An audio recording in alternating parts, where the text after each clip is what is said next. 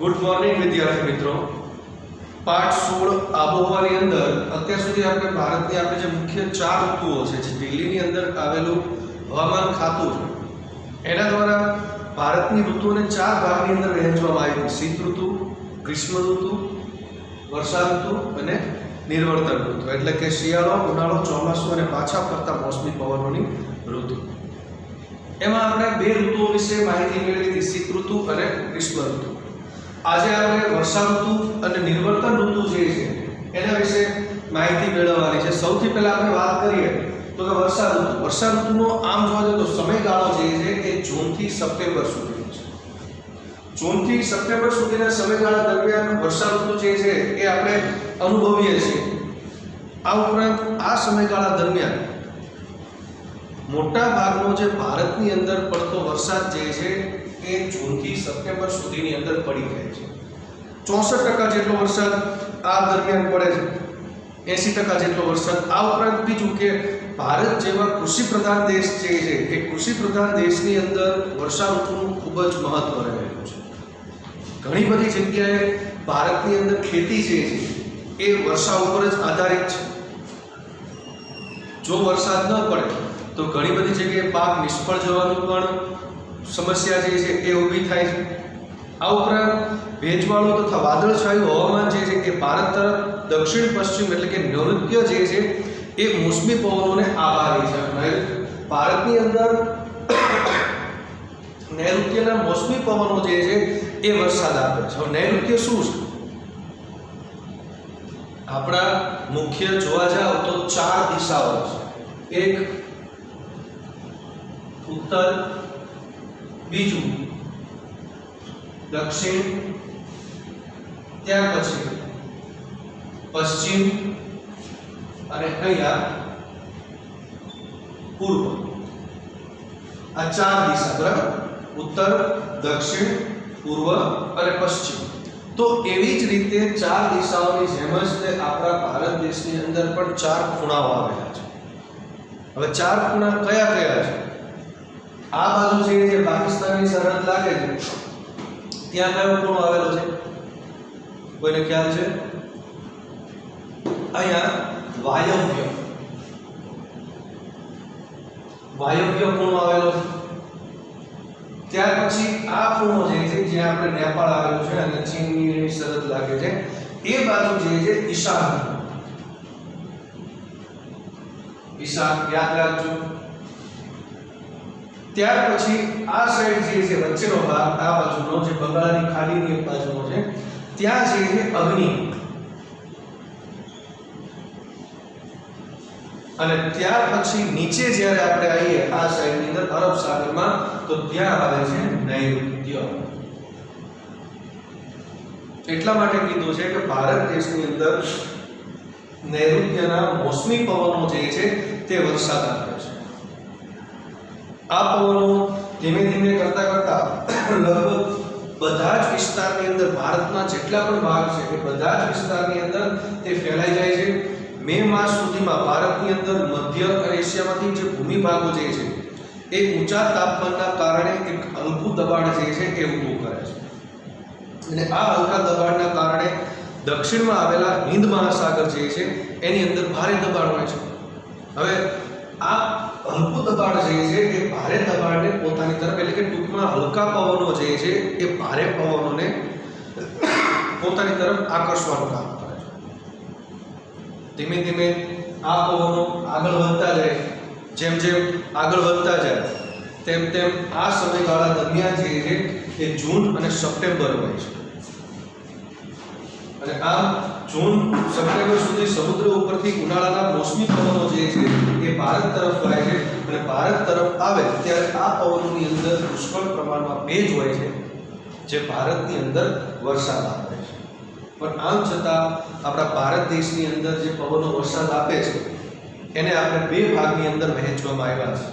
એક છે અરબ સાગર પરથી આવતા મોસમી પવનો, એક અરબ સાગર પરથી આવતા મોસમી પવનો, અને બીજું બંગાળની ખાડી પરથી આવતા મોસમી પવનો.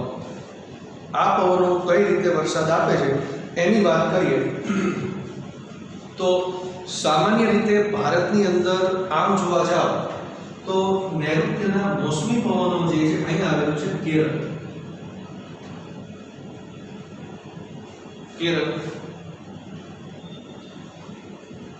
મોટા ભાગે કેરળની અંદર આ પવનો 5 જૂન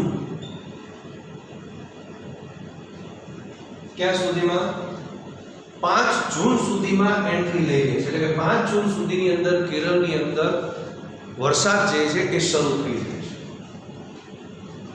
એટલા માટે જ આપણે ન્યૂઝની અંદર એની અંદર તમે જો જૂન મહિનો આવે ને એટલે સૌથી પહેલા ન્યૂઝની અંદર જો કદાચ કેરળની અંદર વરસાદ આવે તો તરત કે કેરળની એન્ટ્રી મોન્સૂનની એન્ટ્રી કેરળની અંદર થઈ ગઈ છે, તો વર્ષાની શરૂઆત કેરળની અંદર થઈ ગઈ છે, જે ટૂંક સમયની અંદર આખા ભારતની અંદર આવી જશે.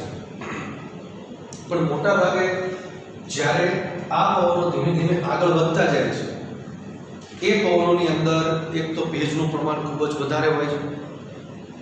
ભેજનું પ્રમાણ વધારે છે અને પાછો અહીંયા આવેલો છે પશ્ચિમ ઘાટ. આ ભાગ જે આપણે આગળ પણ જોઈ ગયા છે. પશ્ચિમ ઘાટ જે છે એ ઊંચો વિશાળ પર્વતીય વિસ્તાર દક્ષિણનો. હવે ભેજનું પ્રમાણ આ પવનોની અંદર વધારે હોય છે એટલે એના કારણે આ પવનોની ઊંચાઈ જે છે કેવી હોય છે, ખૂબ જ નીચી હોય છે, વધારે પ્રમાણમાં ઊંચા હોતા નથી. એટલા માટે પશ્ચિમી ઢોળાવ ઉપર આ પુષ્કળ પ્રમાણમાં આ પવનો વરસાદ આપે છે. એની અંદર ભેજનું પ્રમાણ ઓછું થાય એટલે પવનો હલકા બને એટલે પાછી એમની ઊંચાઈ પકડે એટલે પછી ધીમે ધીમે કરતા કરતા આ પવનો જે છે એ પશ્ચિમ ઘાટને ઓળંગી અને જે દક્ષિણ ભારતનો બીજો જે દ્વીપકલ્પીય ઉચ્ચ પ્રદેશો જે છે તેની અંદર પહોંચે છે. ત્યાં એની અંદર ભેજનું પ્રમાણ જે છે એ ખૂબ જ ઘટી ગયું હોય છે એટલે ત્યાં વરસાદ છાયાના જે વિસ્તારો છે એની અંદર ખૂબ જ તે ઓછા પ્રમાણમાં વરસાદ આવે છે. ત્યાર પછી ધીમે ધીમે આ પવનો જ્યારે આગળ વધે છે ત્યાં એટલે અહીંયા આવ્યું છે મુંબઈ. લગભગ મુંબઈની અંદર 10 જૂન સુધી મુંબઈમાં વરસાદ જે છે એ 10 જૂન સુધીમાં પહોંચી જાય છે અને 10 જૂન સુધીમાં પહોંચે એટલે ત્યાં સુધીમાં આ પવનો જ્યારે મુંબઈ તરફ આગળ વધે છે ત્યારે પણ એની અંદર ભેજ વધારે હોય છે, કારણ કે મુંબઈની અંદર દરિયા કિનારો આવેલો છે એટલે એની અંદર રહેલો તમામ પ્રકારનો ભેજ અથવા તો જે પોતાની અંદર રહેલો ભેજ જે છે બધો જ ત્યાં ખાલી હોય છે. એટલે મુંબઈની અંદર પણ પુષ્કળ પ્રમાણમાં વરસાદ થાય છે અને દર વર્ષે મોટા ભાગે મુંબઈની અંદર પૂર આવે છે. એટલે મુંબઈની અંદર જો 200 સેમીથી પણ વધારે વરસાદ પડે છે. મુંબઈમાં ઘણી વખત 200 સેમીથી પણ વધુ વરસાદ પડે છે. ત્યાં ઉપરાંત ત્યાંનાથી માત્ર 75 કે 60 કિલોમીટર જ છે. મુંબઈથી 60 કિલોમીટર દૂર આવેલું પુણે જે છે એ પુણેની અંદર માત્ર 75 સેમી જ વાર્ષિક વરસાદ પડે છે. જો બંને એક જ રાજ્યના વિસ્તારો છે, માત્ર એમની વચ્ચે 60 થી 65 કિલોમીટરનું જ અંતર છે. આમ છતાં પણ મુંબઈની અંદર 200 સેમી જેટલો વરસાદ પડે છે, જ્યારે પુણેની અંદર માત્ર 75 સેમી જેટલો જ વરસાદ પડે છે. આવી પરિસ્થિતિ છે બંનેની અંદર વરસાદમાં તફાવત. એટલે પશ્ચિમ કિનારેથી ઉત્તર તરફ જતા ધીમે ધીમે આ પવનો જે છે એ કર્ણાટક, ગોવા અને મહારાષ્ટ્ર જેમ જેમ આગળ વધે, કેરળમાંથી આવ્યા કર્ણાટકમાંથી આવ્યા ગોવામાં અને ગોવામાંથી આવ્યા મહારાષ્ટ્ર. તેમ જેમ આ પવનો આગળ વધતા જાય તેમ તેમ એની અંદર ભેજનું પ્રમાણ જે છે એ કેવું થતું જાય છે, ઘટતું જાય છે. હવે ભેજનું પ્રમાણ ઘટતું જાય એટલે આની અંદર વરસાદની ક્ષમતા જે છે એ પણ ખૂબ જ ઓછી થઈ જાય છે. એટલે અહીંયા આવેલો છે નર્મદાનો ખીણ પ્રદેશ.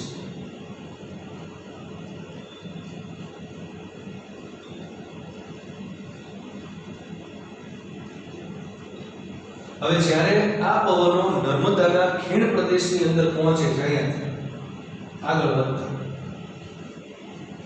ત્યારે એની અંદર ખૂબ જ નહિવત પ્રમાણમાં ભેજ હોય છે, વધારે પ્રમાણમાં ભેજ હોતું નથી. પણ એક વસ્તુ એ છે, અહીંયા જે બંગાળની ખાડી છે,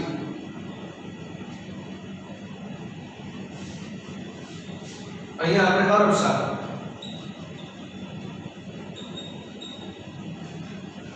હવે આ બંગાળની ખાડી ઉપરથી વાતા પવનો જે છે એ પણ ધીમે ધીમે આ બાજુ આવે છે ઉપરની તરફ, અને એ આગળ જતા જે અહીંયા અરબ સાગરના અને બંગાળની ખાડીના પવનો જે છે એ બંને એકબીજા સાથે ભળી જાય છે, અને એક ફાટો જે છે એ ફાટો પલટાય અને કઈ બાજુ જાય છે? આપણા ગુજરાત અને રાજસ્થાનની તરફ. ગુજરાત રાજસ્થાન આ વિસ્તારની અંદર પહોંચે છે ત્યારે એની અંદર મોટા ભાગે ભેજનું પ્રમાણ જે છે એ સાવ ઘટી ગયું છે, અને એમાં આપણો ગુજરાતનો કચ્છ વિસ્તાર છે, રાજસ્થાનનો રણ વિસ્તાર છે, અને આપણા ગુજરાતની અંદર પણ કોઈ મોટા ઊંચા પર્વતો નથી, કોઈ એવા ગાઢ ગીચ જંગલો નથી, એટલે એના કારણે આપણા ગુજરાતની અંદર વરસાદનું પ્રમાણ જે છે એ ખૂબ જ ઓછું છે. પણ જ્યારે આ પવનો રાજસ્થાનની અંદર પહોંચે છે ત્યારે એની અંદરથી સંપૂર્ણ રીતે ભેજનું ઘનીભવન થઈ ગયું હોય છે. ઘનીભવન એટલે શું? બે પ્રક્રિયાઓ છે, બાષ્પીભવન અને ઘનીભવન. બાષ્પીભવન કોને કહેવાય અને ઘનીભવન કોને કહેવાય? બાષ્પીભવન એટલે પાણીનું વરાળ, અને ઘનીભવન એટલે પાણીનું સુકાઈ જવું, વરાળ સ્વરૂપ, અથવા તો એની અંદર પાણી જે છે વાદળમાંથી ઘટી જવું. એટલે ઘનીભવન થવાની શક્યતા ઓછી રહે છે. તેથી ગુજરાતમાં ઓછો વરસાદ પડે છે. ગુજરાતમાં વરસાદ જે છે એ રાજસ્થાનની અંદર જ્યારે આ પવનો પ્રવેશે છે ત્યારે આ પવનોની અંદર ભેજનું પ્રમાણ ખૂબ જ ઓછું હોય છે. એટલે રાજસ્થાનના માત્ર 10 સેમી અથવા તો તેનાથી પણ ઓછો, માત્ર 10 સેમી અથવા તો 10 સેમી અથવા તો એનાથી પણ ઓછો વરસાદ જે છે એ જોવા મળે છે. ખરેખર વરસાદની બાબતની અંદર આપણા ભારત દેશમાં ઘણી બધી વિવિધતાઓ રહેલી છે. આપણે વાત કરી અરબ સાગર ઉપરથી આવતા મોસમી પવનોની, ત્યાર પછી આગળ વાત કરીએ બંગાળની ખાડી ઉપરથી આવતા મોસમી પવનો. હવે બંગાળની ખાડી ઉપરનો બીજો એક ફાંટો જે છે એ સૌથી પહેલા અહીંયા આ ભાગ કયો છે? પશ્ચિમ બંગાળ. સૌથી પહેલો ફાંટો એ પશ્ચિમ બંગાળની અંદર પ્રવેશ, બંગાળની ખાડી, ત્યાંથી આગળ વધી અને પછી મેઘાલય તરફ આગળ વધે છે. જ્યાં પહોંચે ત્યારે એની અંદર ભેજનું પ્રમાણ જે છે એ ખૂબ જ વધારે પ્રમાણમાં હોય છે મેઘાલયની અંદર અને તે ભાગોની આ વિસ્તારમાં. તો ભેજનું પ્રમાણ ખૂબ જ વધારે હોવાના કારણે મેઘાલયની અંદર પુષ્કળ પ્રમાણમાં વરસાદ પડે છે, જેમાં તેની ટેકરીઓ જે છે ગારો, ખાસી અને ચેન્ટિયા.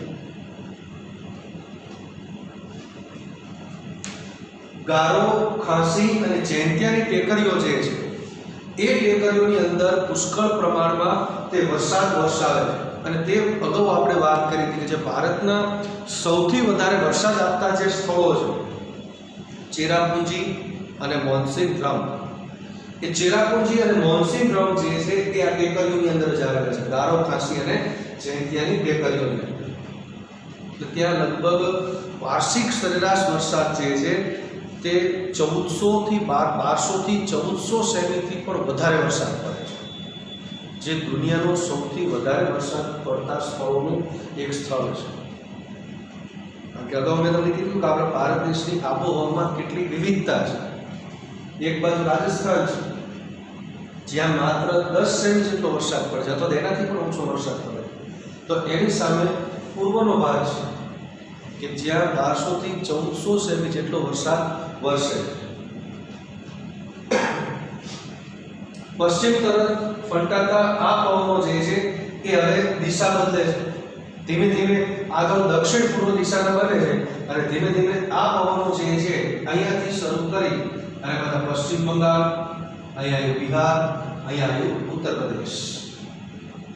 પશ્ચિમ બંગાળ, બિહાર, ઉત્તર પ્રદેશ, હરિયાણા અને પંજાબ, આ બધા ક્ષેત્રોની અંદર ધીમે ધીમે આ પવનો જે છે એ આગળ વધતા જાય છે.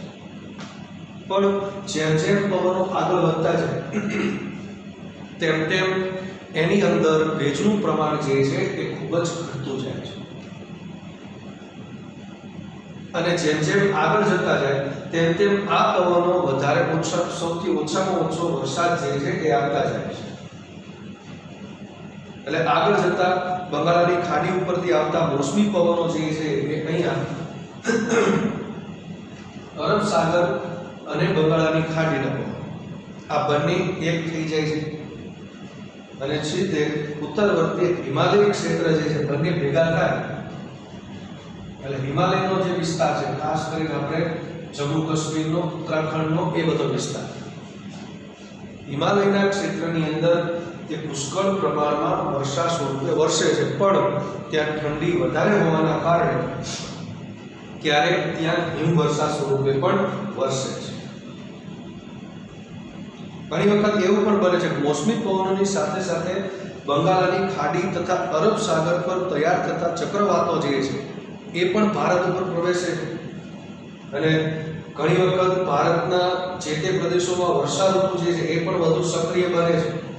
આમ જોવા જાવ ને તો આપણા ભારત ઉપર દર વર્ષે 4-5 ચક્રવાતો જે છે એ આવે છે. ઘણી વખત જોજો તમે, આપણે જોતા હશો અમુક ચક્રવાતો તમને જોવા પણ પડતા હશે, જેમ કે ઓખી વચમાં આપણે આવ્યું હતું, પછી એક વાયુ, આ બધા ચક્રવાતના નામ છે. કેટરીના, નીલોફર, આવા ચક્રવાતો જે છે એ અવારનવાર, હિરોઈનના નામ નથી, ચક્રવાતના નામ છે આ બધા. જે વાવાઝોડા આવે ને આપણે એના દરિયા ઉપરથી આવતા હોય, એટલે આવા ચક્રવાતો જે છે એ અવારનવાર આવતા રહે છે, જે ઘણી વખત આપણા ભારત દેશની અંદર એના જે કિનારાના વિસ્તારો છે, રાજ્યો છે, જેમ કે કેરળ છે, આંધ્રપ્રદેશ છે, તમિલનાડુ છે, કર્ણાટક છે, ઘણી વખત તો આપણે ગુજરાતનો જે સૌરાષ્ટ્રનો દરિયા કિનારો છે એ દરિયા કિનારા ઉપર પણ પોરબંદર, જુનાગઢ કે પછી દ્વારકા, આ બધા ઉપર અવારનવાર ત્રાટકતા હોય છે. ગયા વર્ષે આપણે વાયુ નામનું એક ચક્રવાત જે છે દ્વારકા પોરબંદરની અંદર આવ્યું હતું, પણ વળી થોડુંક આગળ પછી એનું પવન મૂળાનું એટલે વળી ગયું, ન આવ્યું. એટલે આવી પરિસ્થિતિ જે છે એ થતી હોય છે. ઘણી વખત ચક્રવાતો જે છે એ ભારતની ભૂમિ ઉપર પણ વધારે પ્રમાણમાં વરસાદ લાવવાનું પણ કાર્ય કરે છે. એટલે ભારતમાં મોસમી પવનોને લીધે વરસાદ પડે છે, પણ આ પવનો બારે માસ એક ધારા, એક દિશાની અંદર વાતા નથી. એટલા માટે આપણે શરૂઆતમાં કીધું હતું કે ભારતની આબોહવા જે છે એ કેવા પ્રકારની છે? મોસમી આબોહવા પ્રકાર. કારણ કે બારે માસ આપણે આ પવનો નથી આવતા, પણ જ્યારે જ્યારે એની મોસમ આવે છે ત્યારે ત્યારે આ પવનો આવે છે. અને એ તે પછી જૂનથી સપ્ટેમ્બરનો મહિનો જે છે એ જૂનથી સપ્ટેમ્બરના મહિનાની અંદર પણ એ ચાલુ વરસાદ નથી રહેતો. જ્યારે પવન આવે, તો આપણે ચોમાસાની ઋતુ હોય ત્યારે ઘણી વખત એવું અનુભવતા હોય છે કે 2-3 દિવસ વરસાદ આવે, પાછો અઠવાડિયું નો આવે, 10 દિવસનો આવે, 15 દિવસનો આવે, પાછું એવું બને એક સામટો 10-15 દિવસ સુધી એક ધારો વરસાદ આવે, 10 દિવસ 15 દિવસ સુધી એક ધારો વરસાદ ચાલુ રહે, અને પાછો એવું બને કે 3-4 દિવસ, અઠવાડિયું, 10 દિવસ કે 15 દિવસ પાછો વરસાદ ન આવે. તો આવી જે ક્રિયા થાય છે એ શેના કારણે થાય છે? મોસમી પવનોના લીધે. અને આ જે ક્રિયા થાય એને કહેવામાં આવે છે વર્ષાનો ક્રમભંગ. એને શું કહે છે? વર્ષાનો ક્રમભંગ. ઘણી વખત આવું બનતું જ જાય છે કે અમુક દિવસો સુધી વરસાદ સતત આવ્યા રાખે, જ્યારે ઘણી વખત અમુક દિવસો સુધી વરસાદ જે છે તે આવે છે. એટલે તેને વર્ષાનો ક્રમભંગ તરીકે ઓળખવામાં આવે છે. ઇંગ્લિશમાં એને મોન્સૂન બ્રેક તરીકે પણ ઓળખવામાં આવે છે. એટલે આપણા દેશમાં પ્રાકૃતિક રચનામાં પણ વૈવિધ્ય છે. ઘણી બધી બાબતોમાં વરસાદની અસર જે છે એ આપણી પ્રકૃતિ ઉપર પડી છે. ભારતમાં વરસાદનું પ્રમાણ અને વિતરણ જે છે અસમાન છે. જે મેં તમને આપણે આગળ પણ કીધું છે કે આપણા અમુક મેઘાલયના, અસમના એવા વિસ્તારો છે કે જ્યાં અતિશય ભારે વરસાદ વરસે, જ્યારે રાજસ્થાનના રણ પ્રદેશના, ગુજરાતનો રણ પ્રદેશના એવા વિસ્તારો છે કે જ્યાં ખૂબ જ ઓછો વરસાદ વરસે છે. તો અમુક તો ત્યાં પણ વધારે વરસાદ વરસે. હજી 3-4 દિવસ પહેલાની જ આપણે વાત જોઈએ, અચાનક રાત્રિનું વાતાવરણ જે છે કેવું પલટાઈ ગયું અને અચાનક વરસાદ આવવા માંડ્યો, વીજળીના લીધે કડાકા થવા માંડ્યા. તો એ જ સમય દરમિયાન ખાલી આપણે રાત્રિ દરમિયાન વરસાદ આવ્યો હતો, જ્યારે કચ્છની અંદર 2 ઇંચ જેટલો વરસાદ પડી ગયો. વિચાર એ સમય દરમિયાન. એટલે ટૂંકમાં આપણા ભારત દેશની અંદર વરસાદનું પ્રમાણ જે છે તે અનિયમિત અને અનિશ્ચિત છે. કોક વિસ્તારની અંદર પુષ્કળ પ્રમાણમાં વરસાદ પડે છે, જ્યારે અમુક વિસ્તારોની અંદર સાવ ઓછો વરસાદ પડે છે. તો આવી પરિસ્થિતિનું પણ ભારત દેશમાં નિર્માણ થઈ રહ્યું છે. જ્યાં અમુક વિસ્તાર તો એવા પણ છે, આપણે કંઈક માની લો કે લેહ લદ્દાખ છે, લેહ અને દ્રાસ, કાશ્મીરના વિસ્તાર, જે આપણે કાલ વાત કરી હતી કે સૌથી વધારે ઠંડી ત્યાં પડે છે, -45 સેલ્સિયસ સુધી લેહ અને દ્રાસની. હવે અહીંયા જ્યાં સૌથી વધારે ઠંડી પડે છે તો ત્યાં સૌથી ઓછો વરસાદ પડે છે. જ્યાં સૌથી વધારે ઠંડી પડે છે તો ત્યાં સૌથી ઓછો વરસાદ પણ પડે છે. આપણા વિશ્વનું અને ભારતનું સૌથી વધારે વરસાદ પડતું સ્થળ જે છે એ મોન્સૂન રન છે. વિશ્વમાં કે અને ભારતમાં સૌથી ઓછો આપણો વરસાદ પડતો રાજસ્થાન છે, અને ગુજરાતનું સૌથી વધુ વરસાદ પડતો સ્થળ જે છે એ આપણો ડાંગ જિલ્લાનો આજુબાજુનો વિસ્તાર છે કે જ્યાં જંગલોનું એનું પ્રમાણ વધારે છે, એટલે ત્યાં વરસાદનું પ્રમાણ પણ વધારે છે. એટલે ટૂંકમાં આપણે વરસાદની અનિયમિતતા જે છે એ ભારત દેશની અંદર જોવા મળે છે. હવે પછી આપણે વાત કરીએ નિર્વર્તન ઋતુ, એટલે કે પાછા ફરતા મોસમી પવન, જેમનો સમયગાળો છે ઓક્ટોબરથી નવેમ્બર, જે હાલ ચાલી રહ્યો છે સમયગાળો ઓક્ટોબર અને નવેમ્બરનો સમયગાળો. હવે આ ઓક્ટોબર અને નવેમ્બરનો સમયગાળો છે એને કહેવામાં આવે છે પાછા ફરતા મોસમી પવનોની ઋતુ. શું કામ પાછા ફરતા મોસમી પવનોની ઋતુ કહેવામાં આવે છે? જૂનથી સપ્ટેમ્બર દરમિયાન આપણે જોયું કે અરબ સાગર, હિન્દ મહાસાગર અને બંગાળાની ખાડી, અહીંયાથી પવનો જે છે એમણે કઈ તરફ ગતિ કરી હતી? ઉત્તર તરફ, જ્યાં તે ભારે પ્રમાણમાં ભેજનું પ્રમાણ જે છે વધારે લઈ ગયા અને ત્યાં વરસાદ જે છે એ કર્યું. હવે એ પવનો જે છે એ ધીમે ધીમે શું થાય છે? પાછા ફરવાની શરૂઆત. પાછા ફરવાની શરૂઆત શું કામ કરે છે? પૃથ્વી જે છે એ સૂર્યની પરિક્રમા કરે છે, એ આપણે વાત કરી હતી. હવે બને જેવું કે સૂર્યના સીધા કિરણો જે છે એ દક્ષિણ તરફ ખસતા જાય છે ધીમે ધીમે. હવે દક્ષિણ તરફ ધીમે ધીમે ખસતા જાય એટલે એના કારણે હિન્દ મહાસાગર જે છે એના ઉપર વધારે પ્રમાણમાં સૂર્યના કિરણો પડવાના કારણે એક હલકું દબાણ જે છે એ સર્જાય છે. હલકું દબાણ સર્જાય એટલે ઉત્તર ભારતમાં ધીમે ધીમે ભારે દબાણ સર્જાય છે. એટલે તેથી સપ્ટેમ્બરના અંત સુધીમાં નવી દબાણ પરિસ્થિતિ સર્જાતા અરબ સાગર અને બંગાળાની ખાડી દરમિયાન વર્ષા ઋતુ દરમિયાન ભારતના ભૂમિભાગોની અંદર સુધી પહોંચી ચૂકેલા જે મોસમી પવનો જે છે એ નબળા પડે છે. નબળા પડે છે એટલે એમની અંદર ભેજનું પ્રમાણ જે છે એ સાવ ઘટી જાય છે, એટલે સાવ હલકા થઈ જાય છે. એટલે તે પછી હવાના દબાણની પરિસ્થિતિ પરિવર્તન થતાં ઓક્ટોબર નવેમ્બરમાં આ પવનો ભારતની ભૂમિ ઉપરથી સમુદ્ર તરફ પાછા શું કરે છે? યુટર્ન લેવા લાગે છે. ધીમે ધીમે જે પવનો આગળ વધ્યા હતા એ જ પવનો હવે પાછા આવે છે. હવે આ પવનો જે છે એ ભૂમિ ઉપરથી સમુદ્ર તરફ જાય છે, એટલા માટે તેને કહેવામાં આવે છે પાછા ફરતા મોસમી પવનોની ઋતુ.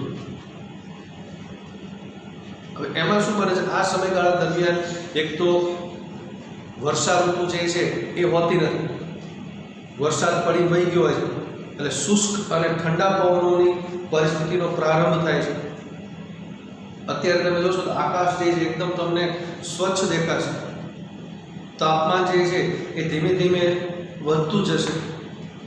અત્યારે આપણે પરિસ્થિતિ થોડી ઠંડક હશે, પણ જેમ જેમ બપોર થતી જશે તેમ તેમ જોતા જજો ગરમીનું પ્રમાણ કેવું થતું જાય છે, વધતું જાય છે. એટલે ટૂંકમાં તાપમાન વધવા લાગે છે, બફારો થવા લાગે છે. આ એનું એક મુખ્ય લક્ષણ છે. વાતાવરણ જે છે એકદમ અકળામણું થઈ જાય છે દિવસ દરમિયાન વાતાવરણ એકદમ અકળામણું થઈ જાય છે. તો પાછું રાત્રે તમે જુઓ તો રાત્રે આપણને ઠંડી લાગે છે, એકદમ ખુશનુમા વાતાવરણ થઈ જાય છે. એટલે ઊંચું તાપમાન અને ભેજની પરિસ્થિતિને કારણે દિવસનું હવામાન જે છે એ એકદમ અકળામણું થઈ જાય છે. એટલે આવી પરિસ્થિતિ જે છે એને આપણે શું કહીએ છીએ, ઓક્ટોબર હીટ. આવી પરિસ્થિતિને શું કહેવામાં આવે છે, ઓક્ટોબર હીટ તરીકે ઓળખવામાં આવે છે.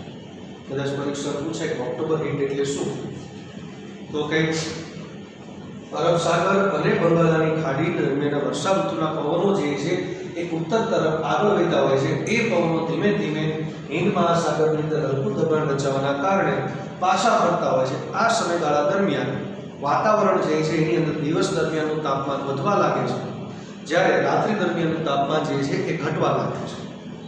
એટલે દિવસનું તાપમાન એકદમ અકળામણું હોય છે, જ્યારે રાત્રિનું તાપમાન જે છે એકદમ ખુશનુમા હોય છે. આવી પરિસ્થિતિ સર્જાય તો તેને ઓક્ટોબર હીટ તરીકે ઓળખવામાં આવે છે. આપણા ગુજરાતની અંદર એને શું કહીએ છીએ, મોટાભાગે આપણે ભાદરવી તાપ, ગુજરાતમાં આપણે એને ભાદરવી તાપ તરીકે ઓળખવામાં આવે છે. એટલે આ આપણી મુખ્ય 4 ઋતુઓ જે હતી, શિયાળો, ઉનાળો, ચોમાસું અને નિર્વર્તક ઋતુ, એટલે કે પાછા ફરતા મોસમી પવન. હવે આ બધી ઋતુઓ જે છે, આબોહવા જે છે, એ આબોહવાની માનવ જીવન ઉપર શું અસર થાય છે, આપણી ઉપર કેવી પરિસ્થિતિ એની અસરો થાય છે. કારણ કે આબોહવાને આધીન જ આપણે જીવન જીવીએ છીએ. જેવી ઋતુ એવા પ્રકારની આપણી પહેરેશ, ખાનપાન, રહેણી આ બધું હોય છે.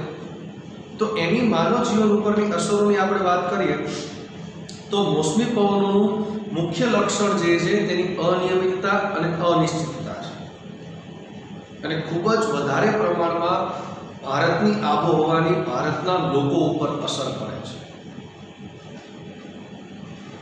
આપણા ગુજરાતીની અંદર એક કહેવત છે હિન્દીમાં, જૈસા દેશ વૈસા ભેષ. તો એવી જ રીતે જેવી આપણી ઋતુ હશે એવું જ આપણું જીવનની જરૂરિયાતો અને જીવનની પરિસ્થિતિ પ્રમાણે આપણે જીવતા રહીશું. આપણી ઋતુના આધારે ખાનપાન, રહેણીકહેણી, સ્વભાવ, ખેતી પ્રવૃત્તિ આ બધા ઉપર આપણી ઋતુઓની આબોહવાની અસર પડે છે. અને એમાં ખાસ કરીને આપણા ભારત જેવા દેશની અંદર કે જે ખેતી પ્રધાન દેશ છે અને 64% લોકો ભારતના હજી હાલમાં પણ 64% લોકો જે છે એ ખેતી ક્ષેત્ર સાથે જોડાયેલા છે. એટલે વર્ષા ઋતુ જે છે એ આપણા માટે ખૂબ જ મહત્વની છે. ફક્ત વર્ષા ઋતુ જ નહીં પણ એની સાથે સાથે જે અન્ય ઋતુઓ જે છે એ પણ ખૂબ જ મહત્વની સાબિત થાય છે. આ તમે 10મા ધોરણની અંદર આવશો ત્યારે ભારતની કૃષિ વિશે ભણશો ત્યારે એની અંદર આ ચર્ચા આવશે આપણે બધી વરસાદની બધી ઋતુઓની એની. એટલે તેથી મોસમી પવનો જે છે એની બધી જ અનિશ્ચિતતાઓની અસર જે છે એ ખેતી ઉપર પડે છે અને ભારતના લોકો ઉપર પણ પડે છે. હવે એની મુખ્ય અસરો કઈ છે એની આપણે વાત કરીએ તો સૌથી પહેલી અસર એ થાય કે વર્ષના મોટાભાગના સમય દરમિયાન તાપમાન ઊંચું રહેતું હોવાથી ખેતીની વિવિધ પાકો આપણે લઈ શકીએ છીએ. ભારતની અંદર તો બધી જગ્યાએ અલગ અલગ પ્રકારના પાકો જે છે તે લેવામાં આવે છે. દરેક પરિસ્થિતિ આપણે અનુભવીએ છીએ. એવું નથી કે કોઈ એક જ વર્ષ, એટલા માટે જો આપણે એના આધારે જ આપણી ઋતુઓ જે છે એ ઋતુઓના આધારે જ આપણે પાકને પણ ડિવાઈડ કર્યા છે. જેમ કે શિયાળામાં લેવામાં આવતો પાક હોય, બરાબર, તો એને શું કહેવામાં આવે? રવિ પાક. શિયાળામાં જે લેવાય. હવે રવિ પાકની અંદર શું આવે? મોટા ભાગે જીરું ને બધું. પછી ચોમાસા ઉનાળામાં જે લેવાય એને જાયદ પાક. જાયદ પાકની અંદર મોટા ભાગે શું આવે? શાકભાજી હોય કે પછી કેરી હોય, ટૂંકમાં જેની અંદર પાણીનું પ્રમાણ વધારે, તરબૂચ છે, આવા બધા પાક. ચોમાસામાં જે લેવાય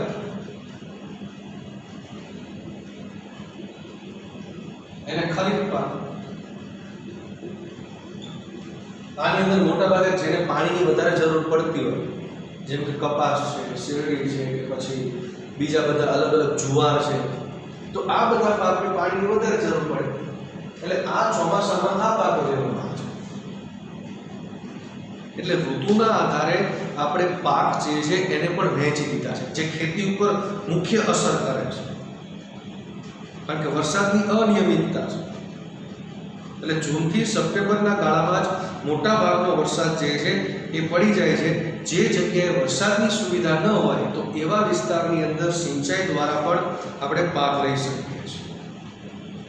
કારણ કે વરસાદની અનિશ્ચિતતા હોય છે, એટલે એ પણ એની અનિશ્ચિતતા ઘણી વખત આપણી ખેતી ઉપર એની અસર પડે છે. આવા વિલંબથી બિયારણ કે પાક બળી પણ જાય છે, એટલે તેથી ખેત ઉત્પાદનને પણ અસર પહોંચે છે. ક્યારેક અતિવૃષ્ટિ પણ થાય છે. ઘણી વખત તો એવું પણ બને છે, અત્યારે જો તેથી વરસાદ આવ્યો તો એને ખેડૂતોની અંદર ચિંતા વધારી દીધી, કારણ કે કપાસના પાકને બધાને પુષ્કળ પ્રમાણમાં નુકસાન થાય છે. અનિયમિત વરસાદ આવે, કમોસમી વરસાદ આવે, ખૂબ જ વધારે પ્રમાણમાં વરસાદ આવે તો પણ પાક જે છે એને બાળી દેતો હોય છે. એટલે ક્યારેક અતિવૃષ્ટિ થાય છે, એટલે ઓછા સમયમાં વધુ વરસાદ પડી જાય, એટલે આને લીધે પણ પાક જે છે એ નાશ પામે છે. ઘણી વખત વધારે ઉપરવાસની અંદર વરસાદ પડવાના કારણે નદીઓની અંદર પૂર પણ આવે છે. નદીની અંદર પૂર આવે એટલે જમીનનું ધોવાણ થાય, નદીનું પાણી આજુબાજુના ખેતરોની અંદર એની અંદર પ્રવેશી જાય, એટલે જમીન જે છે એનું ધોવાણ થાય, અને જમીન ધોવાણ થવાના કારણે જમીનના જે પણ કંઈ પોષક તત્વો જે છે એ બધા નાશ પામે છે. અને પોષક તત્વો નાશ પામવાના કારણે લાંબા ગાળે પોતાની ફળદ્રુપતા જે છે એ ગુમાવી દે છે. બીજી અસર એ પણ થાય છે રોજગારીની. રોજગારીની અસર એ થાય કે જ્યારે વર્ષા ઋતુ હોય તો વર્ષા ઋતુના સમયગાળા દરમિયાન ખેતીની મજૂરો જે જોડાયેલા છે ખેતી સાથે, એ મજૂરોને ચોમાસા દરમિયાન રોજગારી મળી રહે છે. પણ જેવી ચોમાસાની ઋતુ પૂરી થાય એટલે તરત એમની માટે એક મોટો પ્રશ્ન એ ઊભો થાય કે રોજગારી. ઉનાળાની અંદર તો ખેત મજૂરોની પરિસ્થિતિ સાવ કંગાળ બની ગઈ હોય છે. તેમની આજીવિકાનો પ્રશ્ન જે છે એ ખૂબ જ મોટો ઊભો થાય છે. કારણ કે બારે માસ મોટા આપણે જો બધી જગ્યાએ ભારતમાં સિંચાઈની સુવિધા નથી, હજી ઘણા બધા એવા અંતરિયાળ વિસ્તારો છે કે જ્યાં પાણીની સુવિધા ઉપલબ્ધ થઈ નથી. ત્યાં પીવાનું પાણી પણ ત્યાંની બહેનો જે છે એ 3-3, 4-4 કિલોમીટર સુધી દૂર ચાલીને જઈ અને પીવાનું પાણી લેતા. એટલે બારે માસ ખેતી ન થઈ શકતી હોવાના કારણે જે ખેત મજૂરો જે છે એ શું કરે છે? શહેરો તરફ સ્થળાંતર કરે છે. હવે એ લોકો શહેરો તરફ સ્થળાંતર કરે એટલે એના આધારે ખેતીનું ઉત્પાદન જે છે શું થવા લાગે? ઘટવા લાગે. ખેતીનું ઉત્પાદન ઘટે એટલે ખેતી સાથે જોડાયેલા જે ઉદ્યોગો છે, જેમ કે કપાસ, શેરડી, તમાકુ, આનું ઉત્પાદન જે છે એ ખેતરોની અંદર ઘટી જાય. હવે એનું ઉત્પાદન ઘટે એટલે ઉદ્યોગોને કાચો માલ મળે નહીં. ખેતીની અંદર અથવા તો અનિયમિત વરસાદના કારણે જે કાચું ઉત્પાદન થવું જોઈએ, જેમ કે કપાસ છે, શેરડી છે, તંબાકુ છે, આ બધા ઉદ્યોગો માટેના કાચા માલ છે. તો એનું ઉત્પાદન ઘટે એટલે એના કારણે બને એવું કે ઉદ્યોગોને કાચો માલ મળે નહીં અને એ ઉદ્યોગો સાથે જોડાયેલા જે મજૂરો છે એમને પાછો આજીવિકાનો પ્રશ્ન ઊભો થાય છે. એટલે ટૂંકમાં એક પ્રકારનું જે રાઉન્ડ સર્કલ જે છે એ સર્કલ વરસાદના કારણે અટકી પણ જાય છે. કારણ કે જો ખેતીની અંદર ઉત્પાદન થશે તો એનો કાચો માલ જે ઉદ્યોગોની અંદર જશે, કાચો માલ ઉદ્યોગોમાં જશે તો ત્યાંની અંદર કામ કરતા મજૂરો જે છે વધારે ઉત્પાદન કરશે અને એમને રોજગારી વધારે મળશે. જો એમને રોજગારી વધારે મળશે તો સામે બજારમાં ખરીદ શક્તિ વધશે અને ખરીદ શક્તિ વધશે તો પાછું લોકોની પોતાની મહત્તમ જરૂરિયાત જે છે એ પૂરી થશે અને લોકોની સુખાકારી જે છે એ વધશે. અને આના કારણે દેશનું અર્થતંત્ર જે છે એ મજબૂત બનશે. એટલે વરસાદ જે છે એ ખૂબ જ માનવ જીવન માટે, આપણા ખેતી જે આધારિત જે ઉદ્યોગો છે એના માટે એ ખૂબ જ જરૂરી છે. એટલે અનિયમિત વરસાદને લીધે પીવાના પાણીની પણ સમસ્યા કપરી બને છે. રણ વિસ્તાર કે પહાડી ક્ષેત્રમાં જીવન જે છે એ ખૂબ જ આડમારી ભર્યું જીવવું પડે છે. આડમારી એટલે મુશ્કેલી. કારણ કે હમણાં મેં તમને કીધું કચ્છના એવા અંતરિયાળ ગામો છે કે જ્યાં મહિલાઓએ 2-3 કિલોમીટર દૂર ચાલી અને પાણી ભરવા માટે જવું પડે. અમુક તો રેતીની અંદર જે નદીઓ સુકાઈ ગઈ હોય તો રેતી ખોદી નીચેથી એ પાણીને નીચું એમને ગરણાની અંદર રેતી ભરે પાણીનું નીચું પણ ભરે છે, જેને વીરડા તરીકે ઓળખવામાં આવે છે. એટલે રણ વિસ્તારની અંદર, પહાડી ક્ષેત્રની અંદર જીવન જે છે એ ખૂબ જ આડમારી ભરેલું છે. એટલે આમ આબોહવાની ગાઢ અસર માનવ જીવન ઉપર થાય છે. દરેક માનવ જીવનના સીધી અસર જે છે ખોરાક, પોશાક અને વ્યવસાય અને રહેઠાણ પર થાય છે. ખોરાકની વાત કરીએ, મેં તમને પહેલા પણ કીધું કે મોટા ભાગે આપણે ખોરાક જે છે શિયાળાની અંદર માણસનો ખોરાક વધી જતો હોય છે, જ્યારે ઉનાળાની અંદર માણસનો ખોરાક શું થઈ જાય? ઘટી જાય. શિયાળામાં માણસનો ખોરાક વધી જાય, ઉનાળાની અંદર માણસનો ખોરાક જે છે એ ઘટી જાય છે. પોશાકની અંદર જો ઉનાળાની અંદર આપણે એકદમ ખુલતા કપડાં અને સુતરાઉ કપડાં પહેરવાનું પસંદ કરીએ છીએ, જ્યારે શિયાળાની અંદર ગરમ કપડાં જે છે એ પહેરવાનું પસંદ કરીએ છીએ. રહેઠાણની અંદર પણ જોઈએ છે કે આપણે ઉનાળા દરમિયાન આપણે એવું લાગે કે બારી બારણાની બધું ખુલ્લું રાખીને ઠંડો પવન આવવો છે, જ્યારે શિયાળાની અંદર બારી બારણા બંધ અને ગરમ પવન અંદર રાખીએ એ પ્રમાણે વ્યવસ્થા કરીએ છીએ. એટલે ટૂંકમાં બધી આપણી માનવ જીવન જે છે એના ઉપર આબોહવાની ખૂબ જ ગાઢ અસર જોવા મળે છે. એક આટલું જાણવું ગમશે કે ભારતીય હવામાન વિભાગ જે છે એની કચેરી આપણા દેશના હવામાન અંગેના સમાચાર જે છે રેડિયો, ટીવી, વર્તમાનપત્રો અને વેબસાઇટ દ્વારા બહાર પાડે છે. તેની સ્થાપના ઈસવીસન 1875માં કલકત્તામાં કરવામાં આવેલી હતી. તેનું મુખ્ય કચેરી ઈસવીસન 1905માં પુણેમાં અને હવે દિલ્હીમાં ખસેડવામાં આવેલ છે. આ ઉપરાંત તેની 6 પ્રાદેશિક કચેરીઓ છે, જેમાં ચેન્નઈ, ગુવાહાટી, કલકત્તા, મુંબઈ, પુણે અને નાગપુરમાં તથા દરેક રાજ્યના પાટનગરમાં આવેલી છે. એટલે ભારતીય હવામાન વિભાગ દ્વારા ભારતની લઈને એન્ટાર્કટિકા સુધી નિરીક્ષણ કેન્દ્ર સ્થાપવામાં આવ્યા છે, જેના આધારે હવામાનની આગાહી આપી શકાય છે. આટલું જાણવું ગમશે. આ પરીક્ષામાં પૂછાતું નથી, ખાલી જ તમને જાણકારી માટે જ આ કીધું છે કે જેથી કરીને આપણને જાણકારી મળી રહે કે જે પણ કંઈ માહિતી જે છે ચોમાસાની અથવા શિયાળાની, ઉનાળાની એ આપણને ક્યાંથી મળે છે. ઘણી વખત અત્યારે જો એવી પણ સુવિધા આવી ગઈ છે, મોબાઈલની અંદર તમને ટેમ્પરેચર દેખાડે. એન્ડ્રોઈડ ફોનો એની અંદર આવે છે અત્યારે વાતાવરણની અંદર કેટલું ટેમ્પરેચર છે. ઘડીક બહાર મોબાઈલ મૂકો, નેટ ચાલુ કર્યું તરત દેખાડે અત્યારે બહાર ગરમી જે છે 36 સેલ્સિયસ જેટલી છે અથવા તો 25 સેલ્સિયસ, જે પ્રમાણેનું વાતાવરણ હોય ઉપર લઈ તમારું આકાશ કેવું છે, વાદળ છે ઉપર દેખાડે, વાદળ હોય શું, તડકો હોય તો સૂર્ય દેખાડે. એટલે અત્યારે આધુનિક સમય પ્રમાણે સુવિધાઓ જે છે એ આબોહવા કેવી પરિસ્થિતિ છે એ જાણવાની ખૂબ જ સારી સુવિધાઓ વધી ગઈ છે. એટલે અહીંયા આપણો આ 16મો પાઠ જે છે એ પૂરો થાય છે અને હવે પછી આપણે જ્યારે મળશું ત્યારે નવો પાઠ શરૂ કરશું. અસ્તુ.